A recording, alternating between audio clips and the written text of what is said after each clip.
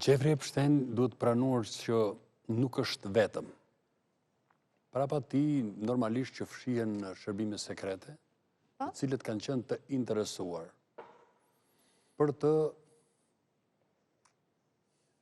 implikuar zyrtarë të lartë të shtetit, qoftë Shtetet e Bashkuara të Amerikës, pothuajse në gjithë globin. Normalisht vdekja e tij është misterioze dhe që në atë kohë është dishuar që nuk është vetvrasje, por e kanë vrarë.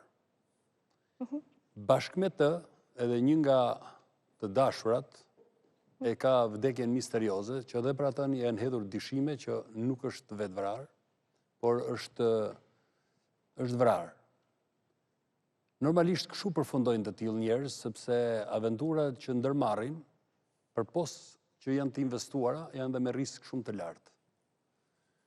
Fakti që në kthetrat e Jeffrey Epstein kanë përfunduar president, princ,